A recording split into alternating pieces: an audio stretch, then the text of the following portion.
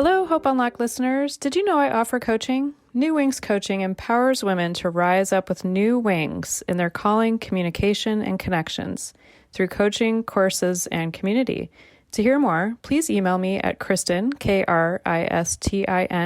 Kurtz, Kurtz, at new, New Wings, Wings, coaching, coaching.net. And mention Hope Unlocked to hear more about the discounted rate just for my Hope Unlocked listeners. I also have a Facebook group called Women of Wonder Warriors Arise.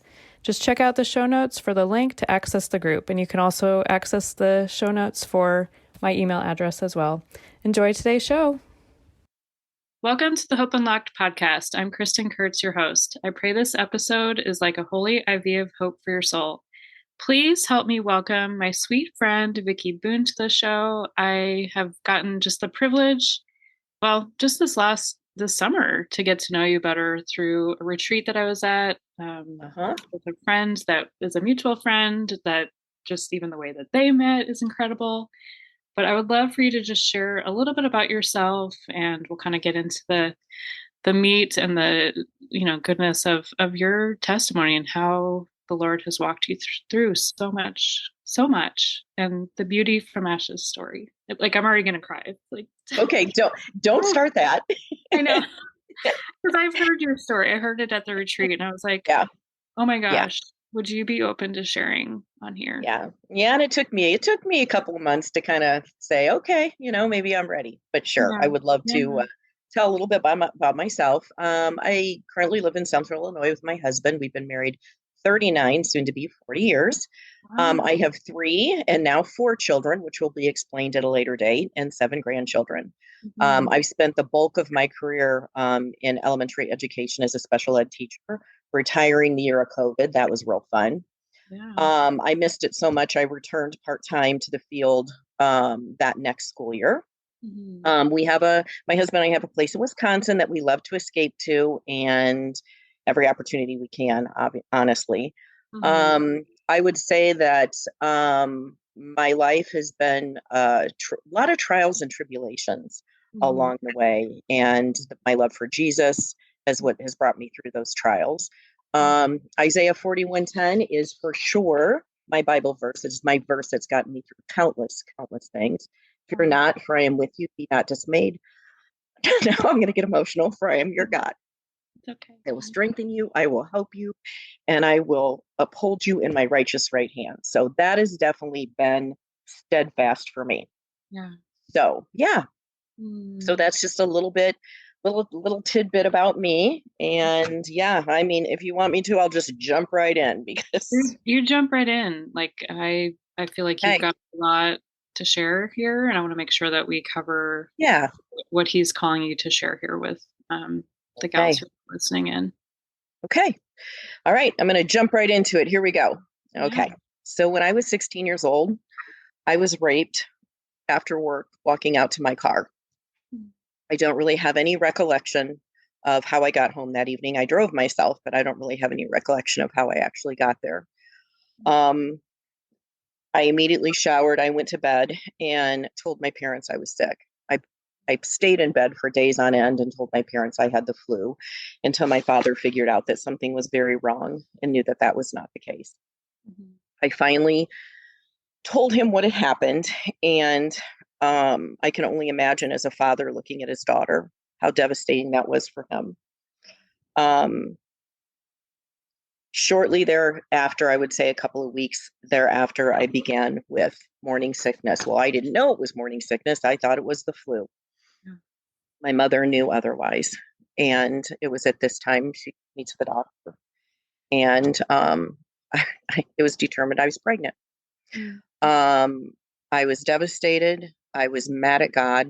Mm-hmm. I didn't understand why this had happened to me. And I should back up a little bit by saying I became a Christian probably about 9 months before this happened to me. I grew up in a Christian home. I always went to church with my parents, but believed in God, but not until I was 16 did I, accept the Lord and want to follow him. So that's kind of a little side note on that. So you can imagine how mad I was at God, right, that this would have happened to me. Mm-hmm. Due to these circumstances, abortion was presented to me by the physician. And I just want to go on to say that, I knew that that was a choice that I would not be able to do that. I knew I would not be able to emotionally survive that. However, people listening to this, I want them to know that I stand in judgment of no one. This was just for me personally. I knew what I could and couldn't do emotionally, and that was something I knew I would not be able to survive. So my parents and I, along with our pastor, began talking about adoption. And, back then, I'm 61 years old. Back then, I just don't think the therapy, and I don't know, maybe I'm wrong, that the therapy just wasn't around, or I don't know how to even say that, but like nothing. It just, I like that. I got therapy, well, from the pastor, which was honestly a train wreck of a situation, because lovely man, but not trained in trauma to be able to talk to me about it. And it was honestly kind of disastrous for me that I just simply stopped going. So with that being said too, I know that, I needed more therapy than what I got. And I'm not blaming anybody for that. Like I said, I just think back then, I'm not so sure that was a thing, So after talking to my pastor and my parents, and we decided that that was the route, that I was going to take, we started seeking out options. It wasn't an easy decision for me to make, but I also knew at the end of the day, what was a life going to look like for a baby I bring into the world at 16 years old. So we did contact adoption agency, and I was homeschooled for the last trimester. And honestly, I was new to the school district. I don't even think anybody knew why I was gone. The agency I worked with was very helpful, and they did try to kind of help along the way too, as far as getting me somebody to talk to. So fast forwarding a little bit, the baby was born, a healthy baby boy that I named Joshua Michael. My father was in the delivery room with me throughout the entire process. Once he was born, the nurses would not allow me to hold him because of the circumstances. Of saying, because you're choosing, then it's best if you did not hold him. Nothing could have been further from the truth, honestly. Yeah. What was it like for you at that moment? Is that something you can still remember? Oh, I can still remember them taking him out and seeing the back of his head. I mean, I vividly remember that. My father quickly walked out into the hallway and was able to touch him and pray over him. Yeah, but they wouldn't let him hold him either. So that was agonizing, is the word, I guess, that comes to mind with that. And I don't know, you just kind of feel like you're stripped as the birth mother of any right you had to a child you just delivered, right? And of course, being as young as I was too. And I was angry. I was definitely angry by this. After he was born, somebody from the agency came in, and that was when there's the doggies. Yes. There. That is where over here. I had to sign essentially my rights away. I also wrote a letter to my son that I hoped he would get when he was older. And I also signed a paper that said if he would choose to find me after the age of 18, they could give out my name. So was that something that was offered through the adoption agency then? Or was this something that you decided? That's a really good question, because I can't remember, so long ago. I can't remember if it was actually something that they presented to me or if I asked if that was a possibility. I'm not really sure. Yeah. But yeah, there's definitely more in that piece later. Anyway, so then go home. I know my family meant well, but it's like from the minute I got home, it was like not talked about again. Like ever. Never again? No. Never again. Wow. No. So, I just remember probably 3 or 4 days after being home, sitting down at a family dinner and just wanting to stand up and scream, does anybody want to talk about the baby I just gave away? Mm-hmm. And, all those emotions of, postpartum. I mean, and being as young as I was, I mean, I was a child essentially. Yeah. Right. Exactly. So that was incredibly difficult. A couple of days after I got home, I did get a letter from the agency that said how happy the birth parents or the adoptive parents were, sorry, and they would not stop smiling at each other and the baby. And I know that was sent to comfort me, but boy, did it do the exact opposite. I can imagine. Yeah, it threw me into a pretty dark place. And I kept that letter for a really long time, probably, I don't know, 10 years. And then I finally just tore it up and threw it away. Wow. So, I would say, after that, obviously, because I really didn't get the therapy I needed, I had ongoing issues. I was afraid to go anywhere alone. I would ask my dad to wait up for me. I had certain triggers. I had no idea how to have a healthy relationship with a male due to this, and had several very unhealthy relationships. Yeah. And to this day, I'll definitely experience night terrors occasionally, and things are definitely triggers for me. I also, let's throw into the equation, battled an eating disorder, which I know was directly related to the trauma and giving my son away. So, yeah. So that was shortly after that you struggled with the eating disorder? Yeah, it was probably 6 to 8 months after that. Mm-hmm. Is there, do you feel like it was just trying to regain kind of a sense of control, or what do you feel I definitely think that's exactly what it was, because my life just seemed to be spiraling out of control, and that was one thing I could control, right? Yeah.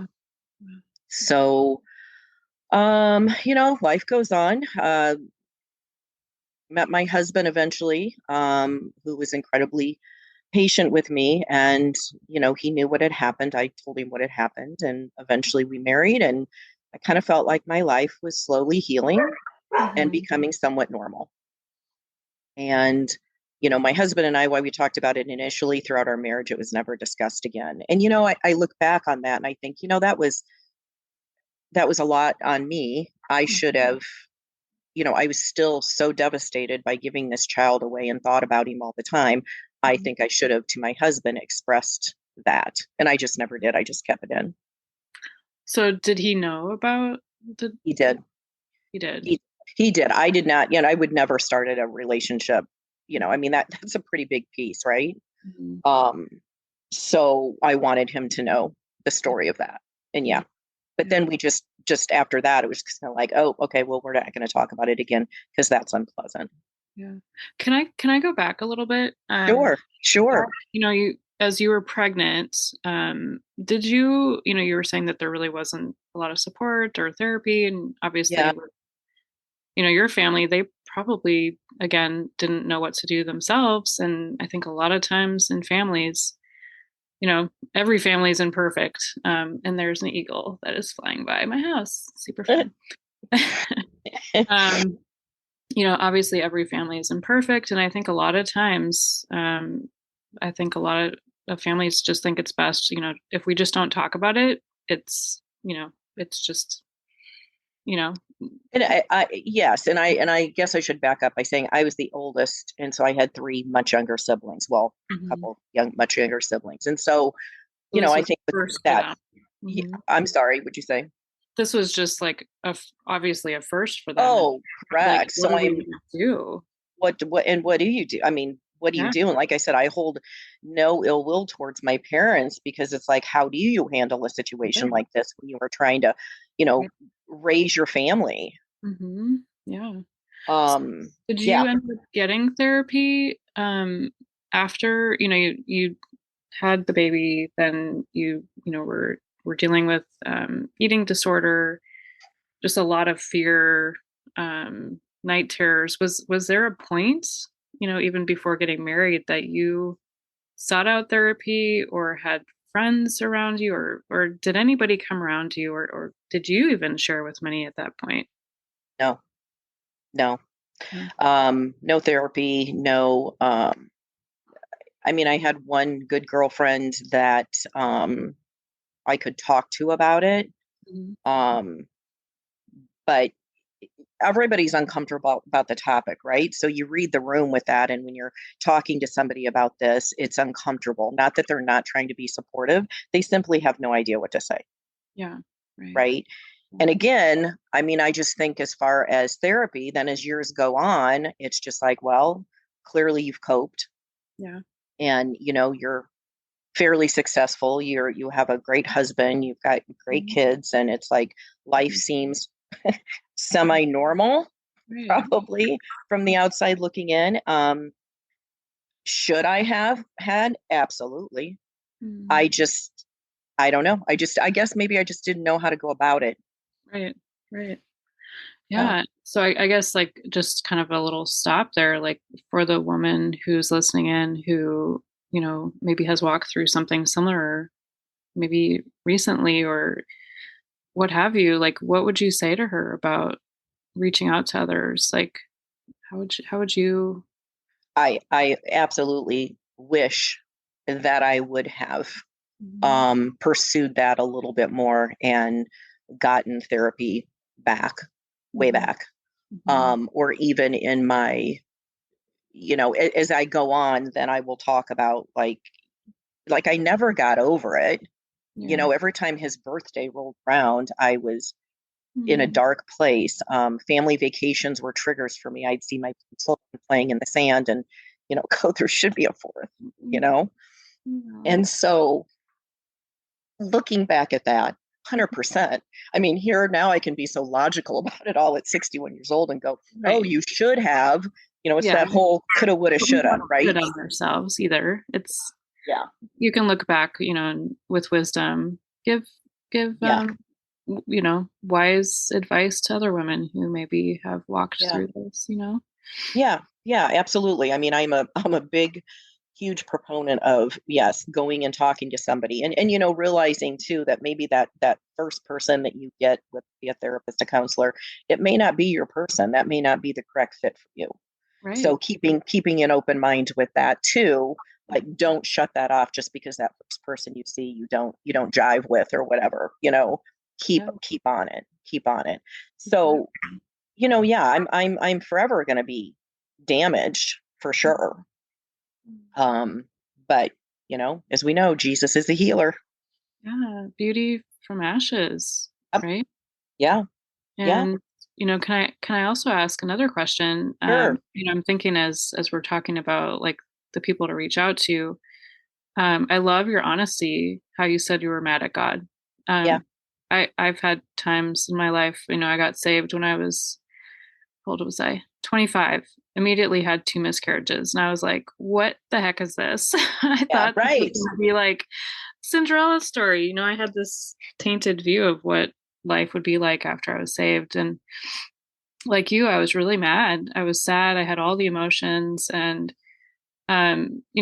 outside of seeking out therapy or other people, what was your relationship like? Were you, in conversation with God about this? Because, I don't know about you, but sometimes when I'm walking through things, I don't tell people. I just tell God. Yeah. Oh, definitely. Definitely. So, what did that look like then? Well, I was mad at God, and I was for a while. And for probably several years after, I made some pretty poor life choices. I wasn't turning to God like I should have. Like I said, I was mad. And I can't really pinpoint the exact moment where I stopped being mad at God, because clearly that wasn't doing me any good. Right. The way things were going. But I remember just stopping and just saying, all right, God, take it. I can't do this anymore by myself. Wow. I'm failing miserably. Yeah. Yeah. It's the surrender in it. Right. Even, like it doesn't make sense, right? Well, and we know, right? We know as Christians, we're not promised a rose garden of this perfect life and everything's going to go our way, right? We know we're a broken world, and bad things are going to happen to good people. Yeah. And so, yeah, I mean, here, here we are. Yeah. But Thank you yeah, for kind of looping back on that a little bit as sure, well. sure. Um, Well, fast forward a little bit then, of course I knew his birth date, obviously. Yeah. And when he turned 18, I'm like, all right, here we go. Like he's gonna call the agency, he's gonna figure that piece out, Yeah. and I'm gonna get a phone call. Mm. And throughout from the time I gave him up, my constant prayer was, please let him happy, please let him be healthy, and please let him be kind. Mm. And that was a prayer I would say over and over and over again. Yeah. So year 18 rolls around and nothing. And this went on for years and years and years and years with no. And so, what's my mind saying? My mind is going, why would he want to find you? You're the one that gave him up. He probably hates you, probably wants to have nothing to do with you. Then another fear I would have would be, what if something bad has happened to him? He's no longer living. Or the other fear I had is, what if he's a bad person? You really don't want to know him. So for years of doing that. So in 2017, I made the decision to spit in the tube and send in my DNA just to see. Total Hail Mary. Let's just see what's out there, what happens. Yeah. Okay.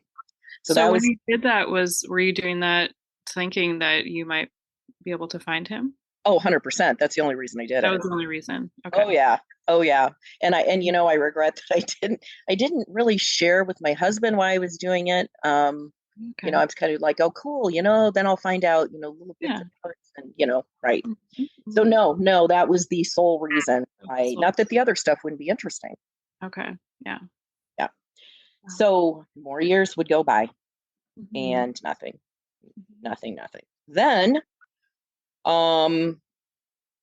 July 18th of 2022, so a short 18 months ago, something very wonderful and scary happened. I had the app on my phone, and I would get notifications about like potential matches and things, and it'd be like possible third cousin, fourth cousin, whatever. And I really didn't think much about it. Yeah.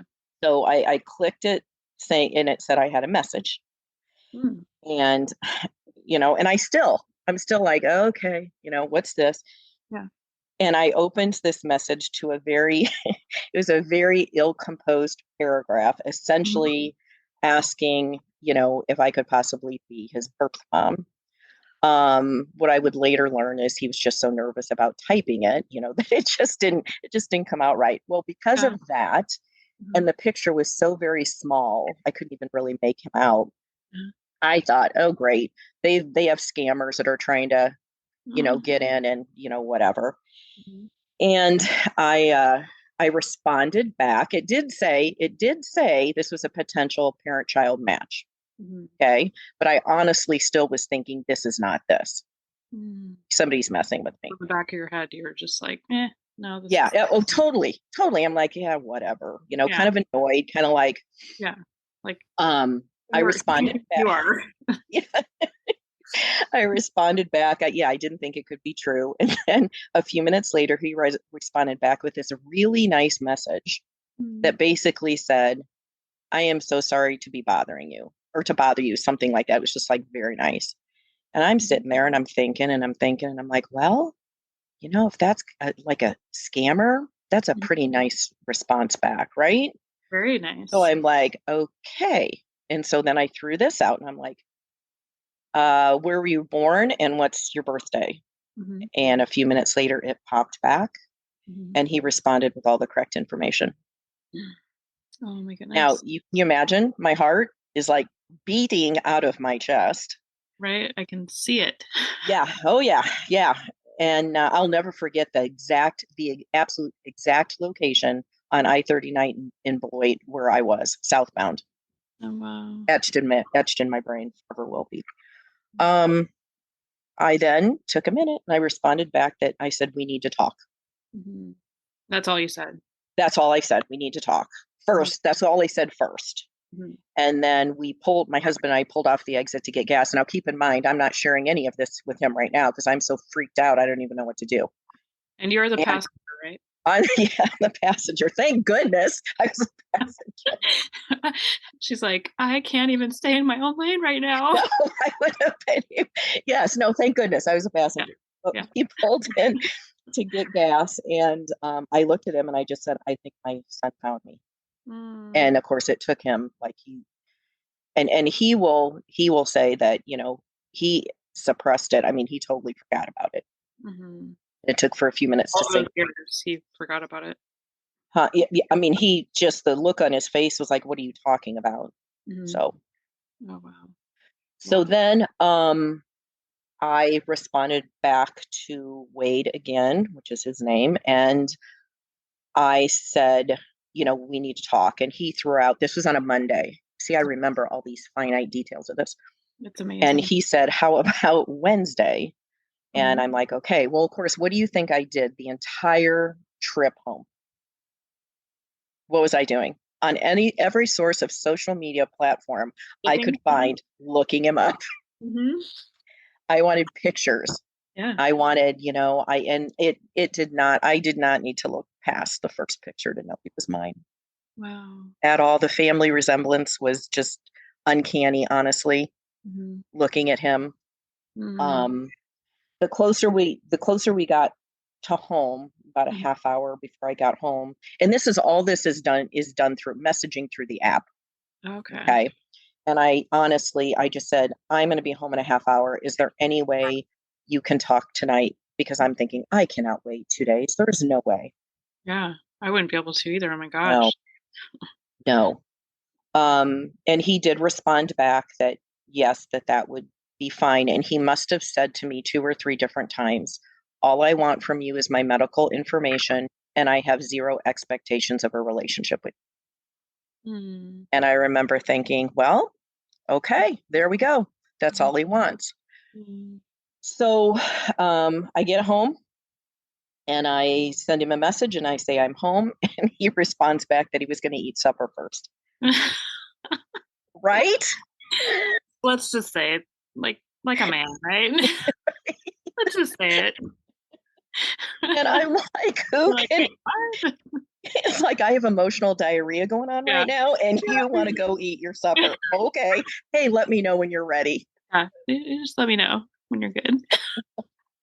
So I do tease him about that. Anyway, he then let me know that he was ready to talk.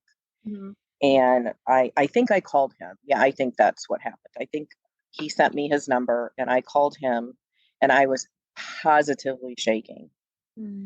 And the minute I heard his voice, I thought to myself, oh, but there is no way this is going to just be exchange of medical information. Yeah.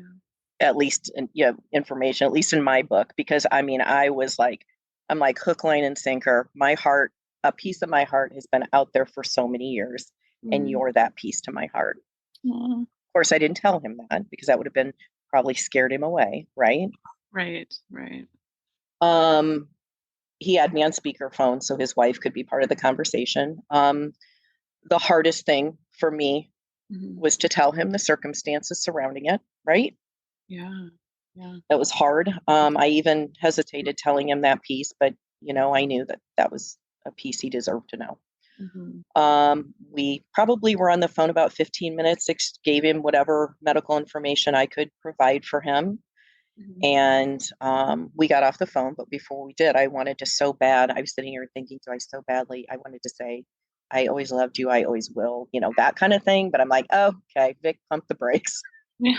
It is maybe a little, because, right, this is a lot for both of us to take in. Yeah. A lot. Yeah, it's a lot. I learned that for the first 6 years of his life, he lived in a town 45 minutes from me. Oh, wow. Yeah. And then moved to California and grew up there, and actually lives now back in the Midwest. So still too far from me for my liking. He's about 8 hours from me, but hey, it's better than California, right? Exactly. So a side note on why he never came looking for me. He tried numerous times. For whatever reason, the agency lost or misplaced or whatever the letter I wrote him and the form I filled out indicating they could give my name out. Oh my gosh. And so for years, he would try to look for me. And the doors would be shut on him. He'd get frustrated and he'd give up and he wouldn't do it for 2 or 3 more years. Then he would try again. And so, yeah, it's actually sad. I mean, he and I have both had a lot of anger to kind of work through with that, because there's a lot of years we missed. Yeah. How old is he now? He is 43. 43. So that's 25 years. No, you know what? He's not. He's 44. See, I can't even. Yeah. So 26 years. Well, you were reunited 25 years after he turned 18. Is that right? Right. Yeah. Wow. Wow. Yeah. So, yeah, he was 42 and a half years before I got to know him. I mean, frustrating. Now, I've tried to reflect on that and kind of do the whole, that could totally be God's timing. Yes. Yes. Like what would I emotionally, or would he have emotionally been able to handle that? Who knows? Years and years and years ago, when I'm in the thick of raising my children and, he's high school, college age, and, I don't know, Yeah. So I have to kind of let that bitterness go a little bit. Yes. Of all the wasted years, all the years I didn't get to have him, and not look back and look forward. Yeah. Just, kind of like Lot's wife. If you remember the story of Lot's wife, she kept looking back. And Yeah. I think that's a key right there, a huge key for others Yeah. that are listening in right now. Like, what would you say to that? Yeah. So, like I said, I try not to be bitter about that. I guess I kind of beat myself up a little bit because I asked myself 100 times, why didn't I go looking for him then? But in my mind, I was afraid of rejection because I had thought I had set everything up for him to find me if he wanted to. Right. Yeah. And when he didn't, he was uninterested. And I just didn't want to set myself up for that type of rejection. I quickly found out I was very wrong about that piece, but I didn't know that, obviously. Right. Yeah. Yeah. Oh, I mean, I feel like this is just God's grace to reunite you in this timing for now, for such a time as this. Remember, I sent you that verse the other day. Yes, you did.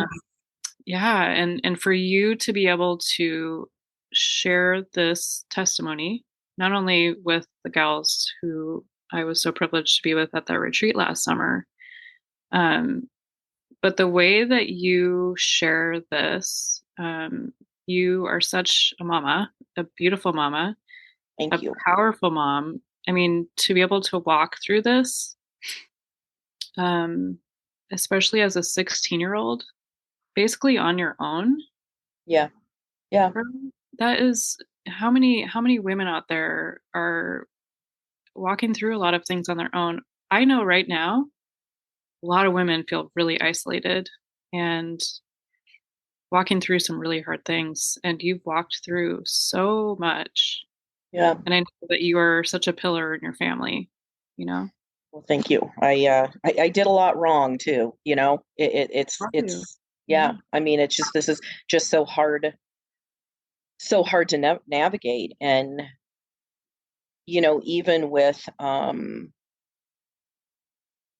the whole, like, this is wonderful, what Wade and I have, and it's amazing, but it's also, our conversations obviously are not all puppies and rainbows. Our worlds collided, and trying to figure out, he's a grown man with a family and a life, and me as well, and trying to figure out how we fit and piece together, our life together now is an ongoing challenge.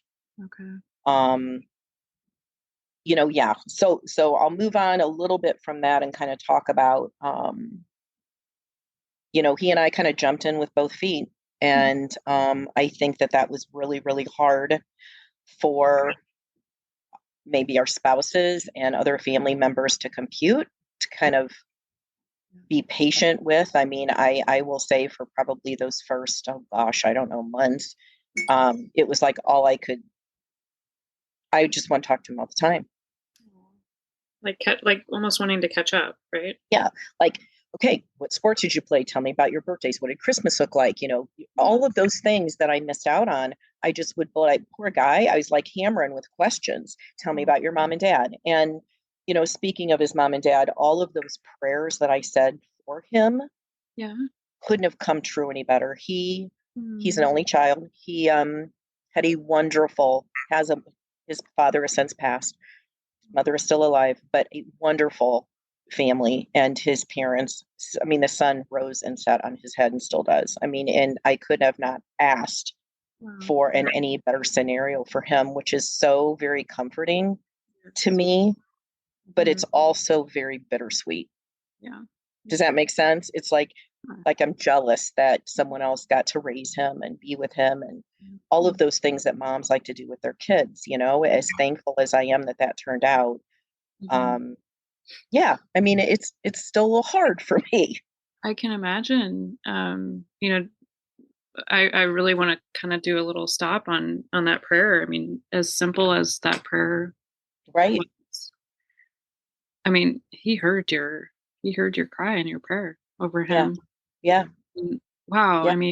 As a mama, as his birth mother, you imparted that and God breathed that over him. Yeah. Right. Yeah, for sure. I think the next thing that I had to physically see him. Mm-hmm. So this was about a month into us finding each other. Mm-hmm. I said, I need to physically see you. We had done FaceTime, like maybe, I don't know, one or two other times, but that's not the same, right? Like I had to hug him, man. I needed to hug him and hold him and just make sure that this wasn't like a dream. Yeah. So we did make arrangements to meet kind of halfway, and I felt very strongly, right or wrong, indifferent. I don't know. I guess people can look at it a different way. I needed to do it alone. Yeah. I know my husband was very nervous about me going alone. Mm-hmm. I was not nervous one iota. I couldn't wait. Wow. You had not even one bit of nerve about it. Oh, I was nervous in the fact that, we had talked enough on the phone, like our conversations from the gate were just so natural. There was nothing awkward about when we would be on the phone together, like nothing. It was kind of just like it flowed. And so any nervousness I had, was like, no, but I get nervous. I'll fill you in on that. So, yeah. So as we're driving to this destination, keeping each other updated of our ETA, I wanted to make sure I got there at least a half hour before he did, because I did not want us to have our first meeting in the parking lot of a hotel or the lobby of a hotel. Make sense? Yeah. Yeah. So, I get to my room and then he calls and he says it's about 10 minutes out. Well, that's when I started freaking out. Wow. Yeah. Because then I'm like, wow, this is like real. Like I'm going to open that door and he's physically going to be standing there. Mm. And so I'm kind of pacing and praying and called my sister and just kind of, really was very, very nervous. And that knock came on that door. And I don't think many people can fathom what I was feeling.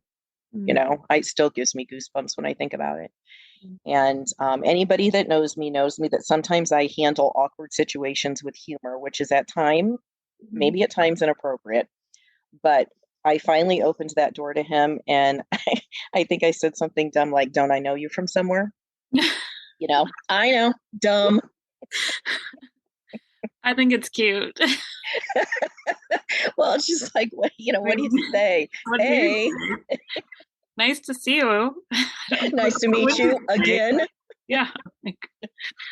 And so, thankfully he has very, very similar humor to me, which makes it nice. So I just kind of, grabbed him and I did not let go of him. It seemed like ages. Like I couldn't, cried. I just could not believe that he was standing there in front of me. So Yeah. And then after that, I probably couldn't stop staring at him for, well, the entire time we were together. We had great conversations, lots of tears, but it was a wonderful evening. And yeah, and then we went to breakfast the next morning, and I was just mind boggled at how similar we are, the characteristics, the humor, some of our OCD-ness, some of our ADD-ness. I mean, those things, it just was kind of crazy. Wow. I saw a lot of family resemblance also, with my other kids and things. And so, yeah, it was great. It was a fantastic weekend. But when we went to say goodbye, I was a wreck. I was an absolute wreck. So I've learned with myself when in regard to him, I almost have to have another date set to see him, or I kind of get really sad. I can logically in my head talk through things, but then boy, your heart pulls you a different direction sometimes. Yeah. Wow. So when you guys do meet now, do you always have another date in mind then? It sometimes works out, sometimes not. Like right now, we're in limbo date, which is hard for me. And I want to back the story up a little bit and just say that when this first happened, my husband is great now and understands how important this is to me. And he and Wade get along very well. And it's that piece for me is great. But this was a really, really lonely journey for me. I didn't really have anybody to talk to once we found each other than him. Wow. To talk through this. And so, obviously since then, I have good girlfriends that know, and clearly I'm here talking with you, and I've been up. I'm opening up. But yeah, it was a lonely journey. And our good friend Holly told me, she said, Vicki, you need to remember that you and Wade have written your third book, a trilogy, and you're on to your next series, where your family members are in book 1, chapter 6. Oh, I thought that was profound. yes. Yeah. And I'm like, does that say to you? Huh? What does that say to you? She's 100% accurate. I need to be patient. I need to be patient on my family members. Patience is not a virtue of mine. I try really, really hard, but it's hard because what do I want, right? I want my other children to embrace him as well. And to date, 1 out of the 3 has. I know that a relationship cannot be forced. I know it has to happen organically. I know all those things in my head, but my heart, is like, let's all get on the same page here, people. Wouldn't that be nice? Wouldn't it? Goodness. Yeah. So tell me a little bit more about, your kids. You have 3 kids, and you said one of the 3 is on board. So like, and I wouldn't say in regard to, and I don't want to, out of respect for them, I don't want to go into a lot of their personal feelings. I at no time do my son is on board with me having a relationship for sure with him. Yeah. So I just think it's more of a, and I guess it's not quite been a year since we met them. Okay. And telling my son was probably the one of the hardest things I've ever had to do, right? I'm his mom. Okay. It's hard. Because your kids didn't know about any of what happened when you're younger. No, and you know what? That is something that I've always I don't know. I don't know what the right answer is to that. I mean, there's a couple of ways to look at it. Like, maybe I should have, as I got older, told them that this could be a possibility. But then I thought, if this is never going to happen, why would I put them through that? Sure. Yeah. And then the other side of me was like, we'll cross that bridge when we get there. Exactly. And I mean, we all take different pathways, and we have to do what we feel is right, what the Lord's showing us to do, or, what we can handle at the time. Because what you've been through is a lot. Yeah. A lot. Yeah.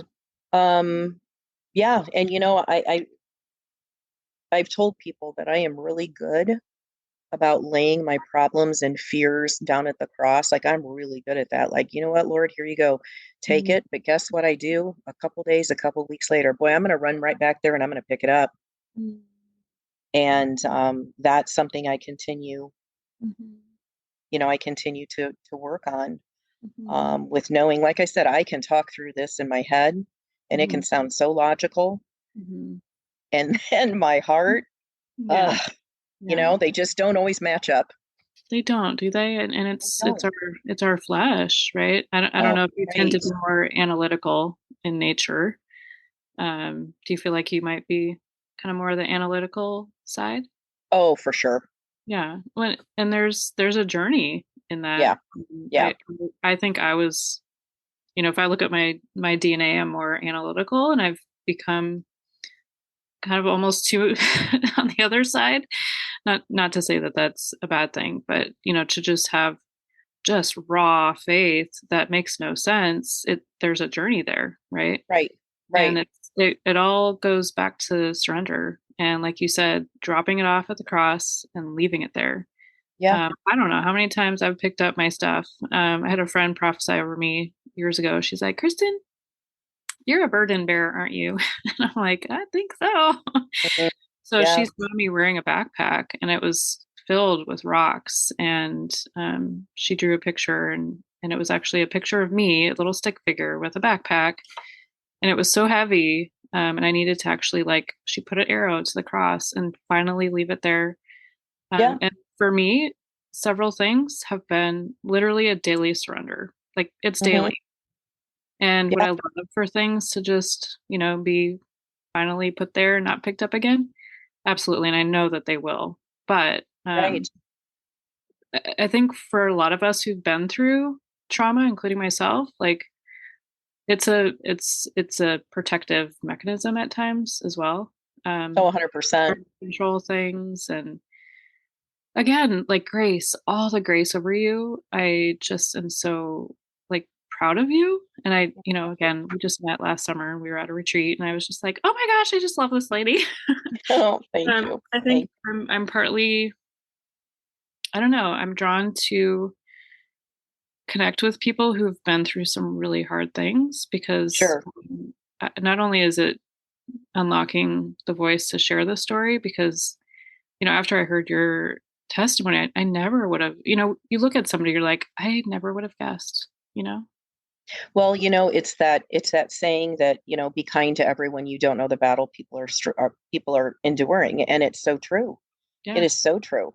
Mhm. Um, when I sat down with several girlfriends to tell them this story, you know, I said, you can guess probably 2,000 scenarios and you're never going to guess this one because, Kristen, I'm not the person that goes to people for help. People come to me for help.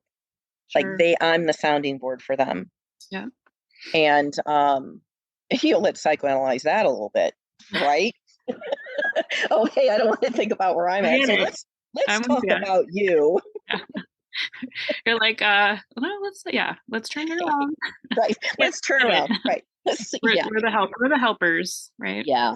Yeah. So, I guess, there have been some, that the timing of this and just, how my heart is healing and having him in my life. And like I said, it's not simple. We're trying to he's Yeah. married with a family, it's, the other fabulous thing that came out of this is that I have another granddaughter and she's beautiful and amazing. And I would Mhm. say our connection was almost immediate and it's not a forced thing at all. It's a very normal, natural relationship, Wow. much like Wade and I have. And so, Yeah. yeah, it's that's an incredible another blessing, that came Mhm. out of this for me. So, Yep.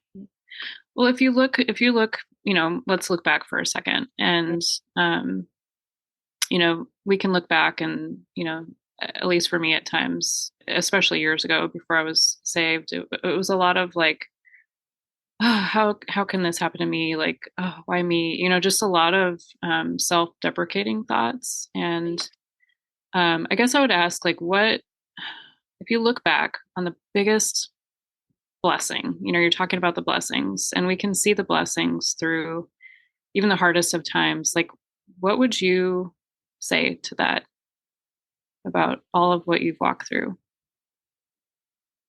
Well, I'm going to come at it, I guess, from a mom standpoint. Probably the biggest blessing for me is knowing that he had the life he did. Mm, That's probably yeah. the mom part of me that, yes, I mean, I can't, again, begin to tell you how happy that is. I mean, Yeah. there's just so many blessings that have come out of this because, I have him back and I have another Mhm. granddaughter and another daughter-in-law. And, there's so many blessings that way. But I also feel that a blessing coming out of this is given me a little bit of a voice that, life isn't puppies and rainbows, right? And so if I can help one person, get through whatever their journey is, then I'm blessed that way. Yes, amen. I had to mute for a second because there was a fire truck that was passing my house and my dogs were howling Okay. at the Okay. There we go. But yeah, I mean, Yeah. taking what was so challenging and looking at it through the lenses of blessing is so important, wouldn't you Yeah. say? Oh, definitely. And the other, I guess I've read practically they actually call it reunification, not Hmm. just reunion. Mhm. And I've read a lot of them. And there are a lot of train wreck situations out there Oh, so you've read a lot of other of testimonies. other like Mhm. birth mom and child getting back together reunions. Okay. Okay. And there's a lot of scenarios out there that don't turn out Mhm. nearly as good as this one does. And so I'm very thankful for that. Yeah. Um, you know, Amen. for sure but with that, like I said, it's still hard. It's still hard to figure how are we going to figure all this out, right? Mhm. Yeah. Well, Yeah. drop it at the cross. Yep. And we're figuring it out. It's just, yeah, it's a lot sometimes, but Yeah. And um is he also a believer too? he goes to church with his wife, yes, and I've been able to talk to him. He's well aware how Jesus has definitely Yeah. worked in my life. So, yeah, yeah. Well, I am just so thankful that like I like to say, women who come on here are a brave voice who set others free. And as I mentioned to you, before the show, I do this for the one who will listen. Yeah. Uh, as you're thinking about the one who's listening in today, what would Mhm. you say to her, and would you be open to just praying over her today? Absolutely. Absolutely. Should we pray now? Yeah. Okay. Mhm. All right. Dear Lord, thank you for your redemption and for your love. I pray for that one woman or several who Mhm. may have a similar story or carrying a heavy load. May your words of truth rain down upon them in their hearts. Mhm. Whew. We Mhm. thank you for your redemption in so many of our stories. Mhm. In Jesus' name I pray. Amen. Thank you so much. Mhm. I'm your voice, my friend. Um, it carries. So keep sharing as you're led.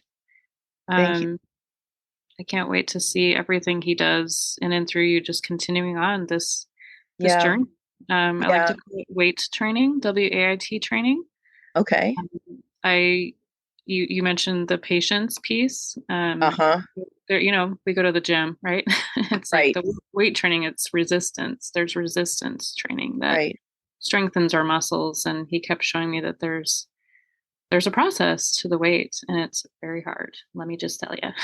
Yeah. Yeah. So, just wanting to speak that over you and to other women Thank who you. are waiting for something. I have something I've been waiting for 20 years. Hang on to hope. And with that, like that's part of Hope Unlocked. Mhm. Close with our anchoring verse. It is, may the God of hope fill you with all joy and peace in believing, so that by the power of the Holy Spirit you may abound in hope. Just love that word, abound. And that is Romans 15:13. So thank you again, Vicki, for Thank you. being on today and sharing your redemptive story with us. Thank you. I will be Okay. back on next week. Thank All you, right. listener. Talk to you soon. Bye.